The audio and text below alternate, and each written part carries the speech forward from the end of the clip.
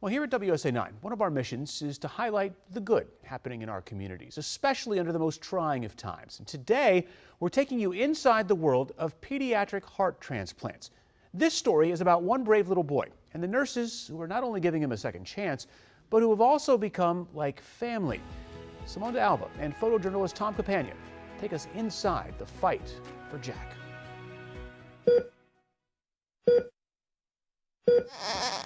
Hey, buddy. Inside the cardiac intensive care unit at Children's National Hospital in Washington, D.C. 8-month-old Jack Lally is fighting. Jack needs a heart transplant. One side of his heart is way too big and it doesn't pump blood very effectively. Sydney is among the nurses caring for Jack. When I touch him, he feels warm, which tells me he's getting good perfusion to his limbs. With him every step of the way for the past 4 months. We are Jack's cheerleaders. When he has good days, we are so happy. When he has bad days, we are emotionally invested as well. But in order to understand how we got here, nice kiss, good kiss, bud. Is he so cute? we have to first go back to these moments. He was such a smiley and expressive baby. This is Jack's family, and these pictures were taken just a few months ago. You had to go see Jack because he would sit up in his bed and he'd smile, but his whole body, he would like wiggle his arms and wiggle his legs, and he's just such like a happy little dude. What began as labored breathing got progressively worse. I will never forget it. He had a choking episode and vomiting, and it just took a long time for his color to come back. And my husband and I both said, this is just not normal. And so began their journey for a new heart. These are all medications he's getting continuously to help keep everything as stable as we can. The wait time for a pediatric heart transplant can be up to 6 months. In some cases, even longer.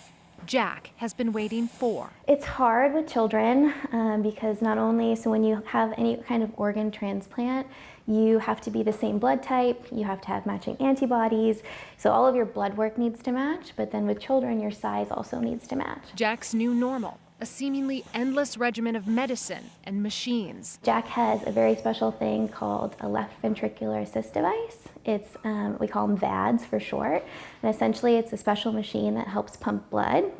So the machine is basically doing almost all of the work of his heart, and that is essentially what is helping keeping Jack alive right now. So without that machine, he would be in a very, very, very difficult place. Sydney, ever mindful that they're racing the clock, doesn't miss a beat, always with attention to detail and patience. Jack is an incredible baby, and he's resilient, and he's brave, and he's strong. We're just so thankful for the staff because the nursing staff alone helps Jack like they are his own child. He sounds great.